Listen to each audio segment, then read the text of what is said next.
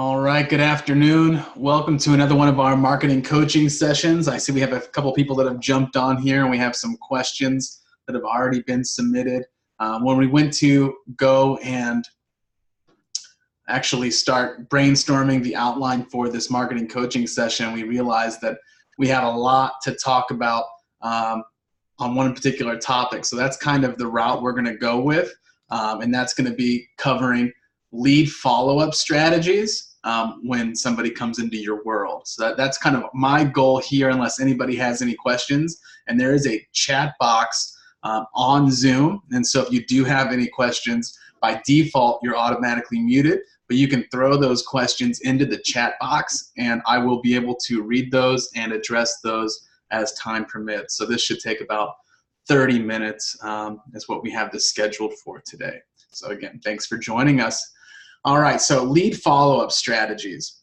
When somebody gets into your world, and by that I mean they have registered for an event that you're hosting, like an educational seminar or a workshop, or they've downloaded a resource, or they've submitted a contact on your website, anything where somebody has requested something and provided an opt-in, their contact information, their email address, their phone number, whatever that may be.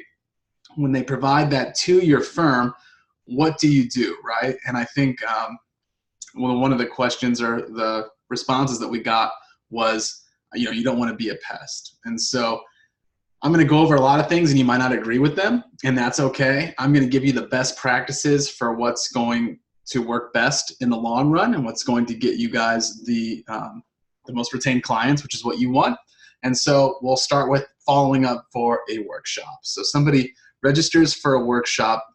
What does that look like? So if you're using us, our system, when someone does register for one of your workshops, they'll get an initial email confirmation from our system just thanking them for their registration to their email address and letting them know that it was received. If you're doing a direct mail campaign, a lot of those companies, obviously they'll be placing a phone call to the direct mail company and they'll be talking to them on the phone. So it's a little bit different there as far as that initial follow-up goes. Now, what you're going to want to do, and where the follow-up really comes into key, is going to be that initial phone call follow-up from the office. So as soon as you see that somebody makes a registration for one of your events, and honestly, if you're doing any type of client generation where someone's downloading ebooks, maybe you have like an ebook download on your website, or you're running an ad for that with us or somebody else, and somebody requests something, you want that notification to go to your office, and you want somebody to follow up with that person as fast as they possibly can. We're talking like, if that notification comes in and someone can get in touch with that person in 5, 10, 15, 20 minutes, an hour, right? The chance of them becoming a client of yours is exponentially better. And that's because you have to keep in consideration when somebody's online, they're doing like a million different things, they might be, at home, watching TV, scrolling on their iPad, looking at pictures of their grandkids or family. They might be out and about just waiting while a family member is doing something else. And so what you're doing by that initial follow-up phone call is you're like solidifying that they did something, and that they did something, and you want to make sure that whatever they requested or they registered for, they take advantage of that because they obviously needed it. So doing that as fast as you can is key. If it's on a weekend or something like that, obviously, you're gonna follow up with those people on Monday. But just doing that initial email, phone call from the office is going to be the number one thing that's going to get your attendance rates up for your actual seminars or workshops. It's going to be the number one thing that's going to get more consultations scheduled out of somebody that just downloads a resource from your website. So that's going to be, if you just do one thing from this call and you get off the call right now and you just do those phone calls immediately as they come in, you're going to see some amazing results. So after that phone call follow-up, the more touches that you have, if it's a workshop, the higher percent of those people are actually going to show up and probably become a client of yours. So what we typically recommend after that first, hey, this is Blake Law Office. We saw Mrs. Smith, you registered for the event on September the 29th. You're bringing a guest, so there's 2 people. Did you have any questions for Jim to cover at the event? Okay, great. We'll make sure Jim's going to cover those for you. We're excited. We're reserving your spots. If anything changes, give us a call. Something like that. Just a nice, casual, letting them know that you received their information.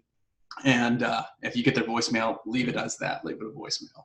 But you want to do another one of those phone calls, and possibly 2 of those phone calls as friendly reminders between the time that they make a registration for your event and the actual event date. And that's just, again, you want to, maybe there's something, oh, did you know we're providing a lunch, or do you know we're not providing a lunch, but we're having light refreshments, something. Just make a reason for the phone call and do that 1 to 2 more times. And then finally, the day of, or like the morning of the event or the night before the event, a final phone call and or an email follow-up. And I know that sounds like a lot. And some people, they push back when we tell them to do this, but you're not bothering these people. In fact, like, they'll tell you if you're bothering them, and then if you are bothering them, then just say, okay, we won't call you again, put, do not call again, and, did you still want to attend the event, whatever. Typically, that person, if they're crazy like that, they're not going to become a client of yours anyways, and you're not really missing anything by I guess angering that client, but you're not really. The percentage of people that actually enjoy those and appreciate those follow-ups versus the people that don't appreciate those phone calls is such a small number, but we tend to remember the negatives. And so, like, you'll call 50 people for your workshop. 1 or 2 of those people might be mad that you're calling them all the time. 48 of them are thankful. So go with the 48. They're the ones that RSVP'd for your event. They're the ones that requested more information. You're doing them a disservice by not following up with them properly. And I mean, you're paying a lot of money for marketing. So if you're not following up and you're not getting the percentage of people that are requesting the consultations or showing up for the workshop, then it's a waste of marketing dollars, right? So the more, you'll see it if you only do 1 phone call follow-up at the beginning and 1 the day before, right? And that's fine. You might get good results out of that and be happy with those results. But if you add another one, you'll see those percentages of consultations and people that show up go hot. If you do another one, it doesn't diminish. So the more you do, the better qualified the people are going to be, because they're really looking forward to the event. And you'll just get better results, period. And some people are like, maybe they're a smaller solo law firm and they just don't have the resources to make those phone calls. We had initially started talking to a couple different companies to add that as a service, and we decided not to do that because we just didn't want to get involved.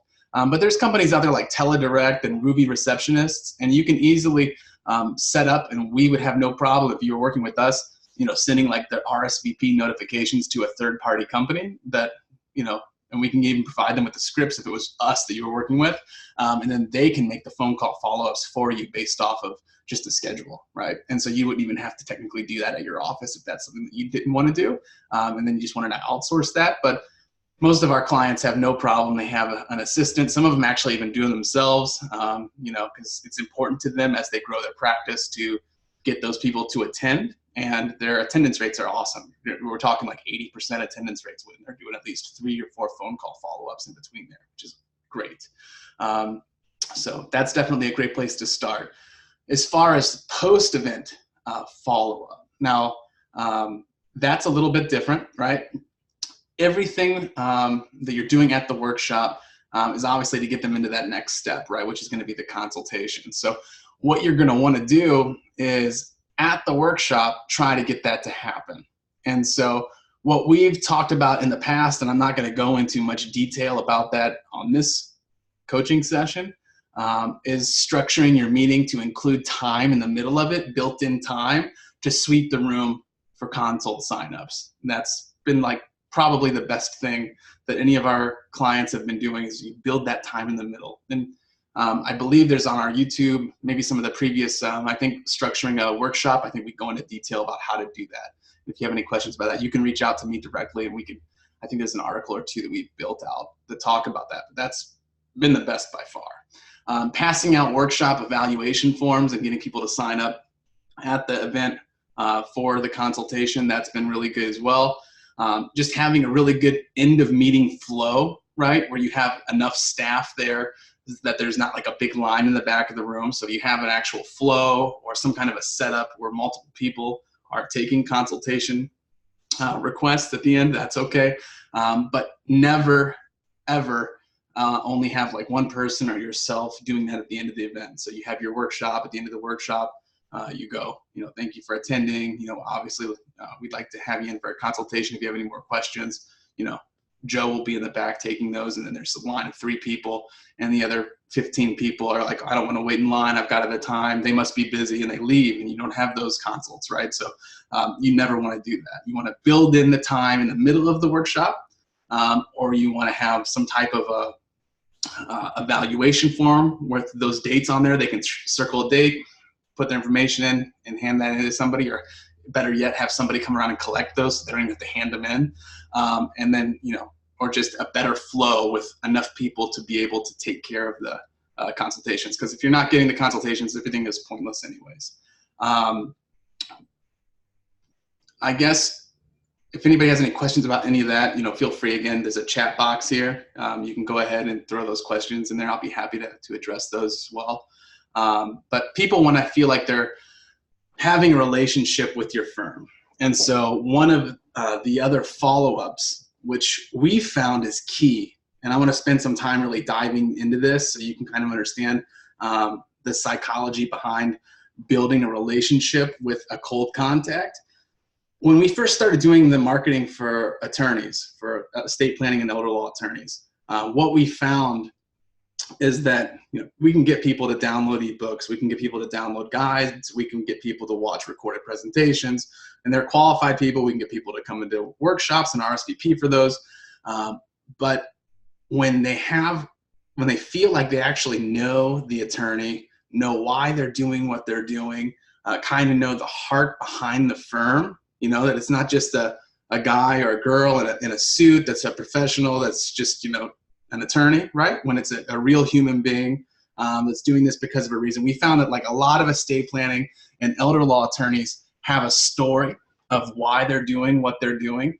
And when we share that story with these new contacts, the consultations just come in naturally, because the person, even though they never met you, they feel like they know you, and they feel like they know your heart's in the right place. And so what we do for our clients that choose to do this is an option. The only optional service that we offer is it's a follow-up email sequence that we build out for our clients. So when somebody does provide their contact information to get something from you, they automatically receive what we call the relationship building introduction sequence. And I'm going to share it with you. So you can build this out yourself if you want to. But what that does is, an hour after they sign up for whatever, if it's a workshop, a live workshop, a recorded workshop, a downloadable resource, whatever, they get an email, the first email from your firm, and it's going to sound like who we are. And then the next day, they'll get another email. And this goes on for 5 days. So the sequence is pretty much teaching them about who you are, what you do, why you do what you do, the things that you help people with that they probably had no idea that you could help them with, and then a call to action. So now that you know more about me and my firm, I would love to teach you more or learn more about who you are and what your unique situation is. And we can't wait to see you at our upcoming workshop, or we can't wait to have you come in for that consultation, or whatever that next step is at your practice. You would tell them that's kind of, you're leading them in the direction that you want them to go. So you're teaching them about you, you're telling them why they should have a relationship with you, why you're doing what you're doing, how you help people, and then you give them that invitation to the next step. And so after they get those 5 emails, and you'd be so surprised, the open rate on those introduction emails, the average for our clients, it goes up and up and up every day. You're looking somewhere between 75 to about 90% open rates on emails, those 5 emails, which is, if you know anything about open rates on emails, it's unbelievable. And then from that point moving forward, we do continue to follow up with them with a weekly email newsletter. So does anybody have any questions about the 5 introduction emails, why that's important, the relationship building that provides, the new context, you can throw those on in the chat box, and I'll be happy to address those. But otherwise, I'm going to kind of go into the next part of that, which is going to be the weekly emails and kind of how those are structured. Awesome. So everybody that gets into your system goes into a weekly email newsletter after they get those 5 introduction emails to build the relationship. And on a side note, like if you get those 5 emails, you're coming in and you're doing live workshops, they're coming into the live workshop and they already know who you are. They feel like they know you, they've never met you. You've never had a phone call with this person.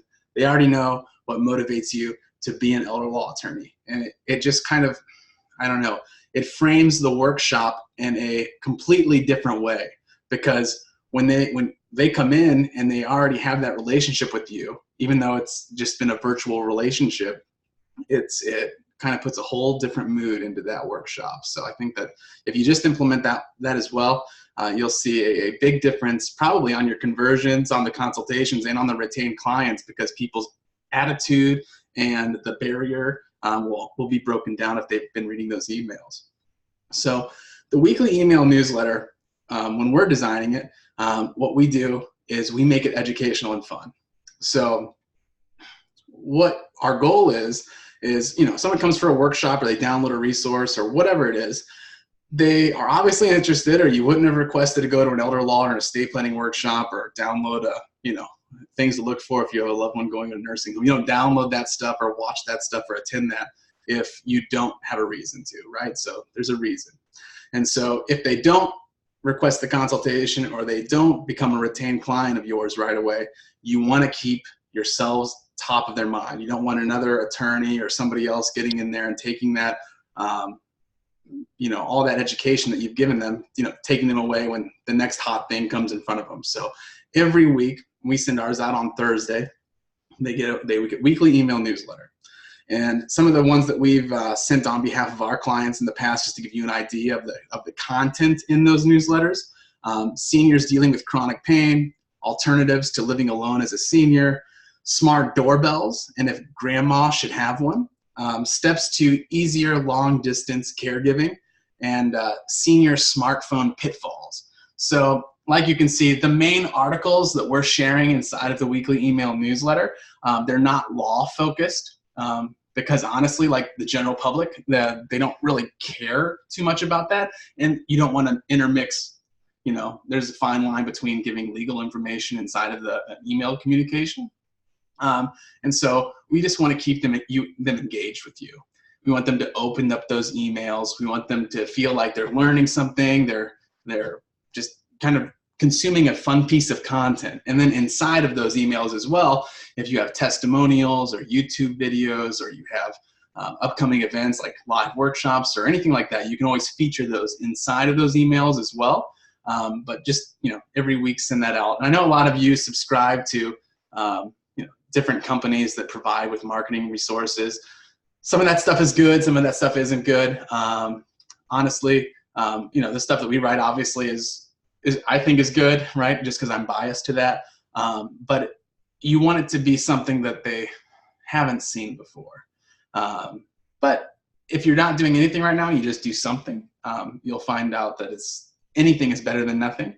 Again, I'm the type of person that just says take the action, right? So if you're not doing any type of weekly email newsletter, do something, right? If it's on your own, if you just repost an article, that's fine. If you use a company like us, that's even better. But just do something, stay engaged, do it regularly, make it so they're expecting that email from you, make it every week at the same exact time, whatever day of the week that is, and whatever time that you decide that you want to send that out, just something that they can look forward to. And then when they are ready, they're going to call your office, obviously. They've already had the relationship building emails. They've already attended an event or consumed some sort of resource that you provided them online. And then they receive that weekly communication from you. And they have the ability to unsubscribe. So again, not being a pest, they've requested the information, you're providing them value. And if they aren't interested anymore, there's a big opt-in at the bottom where they can decide that they want to unsubscribe from future contact with you, and then they don't get anything anymore, which is great. following up, yeah, I guess if you're not doing this, if you're just spending the marketing money and you're running a workshop, and the people that come to the workshop are the people that, you get a percentage of those people to become consults, you get a percentage of those people to become retained clients, and you're not following up with anybody, you're leaving tens and hundreds of thousands of dollars of revenue on the table. And so just by doing a couple of these things, getting your office to call these contacts ASAP, right? Send some sort of, relationship building emails so that once they do opt in your world, they learn about you automatically and they feel like they know you before they actually engage with you.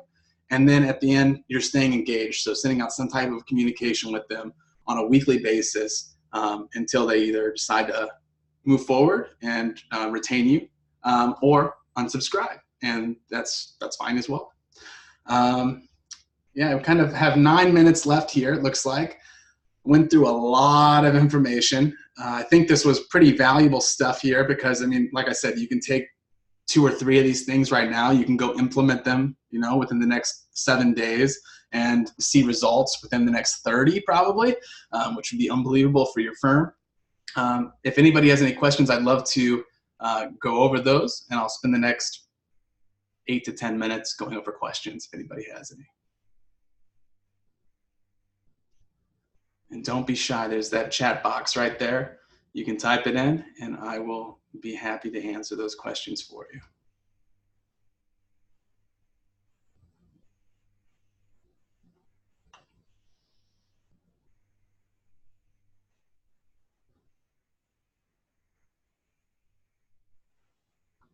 All right. Well, if nobody has any questions, I do appreciate you for coming on and joining us live on this call. We're planning on doing these every month. And then if you don't have any questions during the actual live event, when you're making your RSVP for future events, you can always add your question there on the RSVP for the event, and we'll try to answer as many of those as we possibly can. The follow-up stuff, though, I just started, like I said, making these notes and was like, wow, there's a lot of information out there that elder law and estate planning attorneys can really use quickly and see results quickly if they can implement this stuff. So,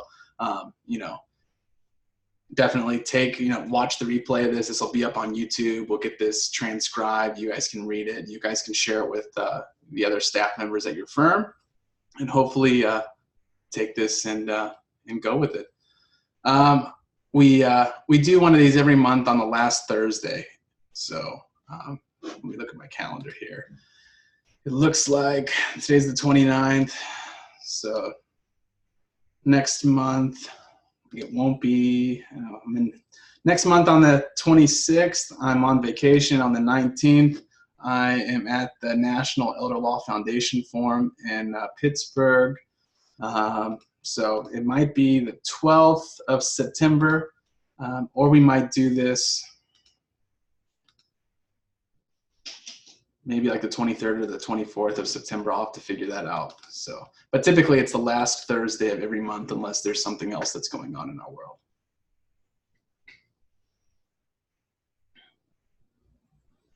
Awesome. Well, I'll let you guys enjoy the rest of your day. I'm going to start preparing for this hurricane that's heading towards us here in Florida. Hopefully it decides to go back out to sea or something. We'll see what happens there. And if you ever have any questions, you can always feel free to reach out to me, jim@bambiz.net. I'd be happy to schedule a 15-minute phone conversation with any of you if you have some questions that you wanted to kind of go over on the phone, and no cost for that, obviously, just to discuss that and see what we can do to help your practice grow. So have a great rest of your day, and we'll talk soon. Thanks.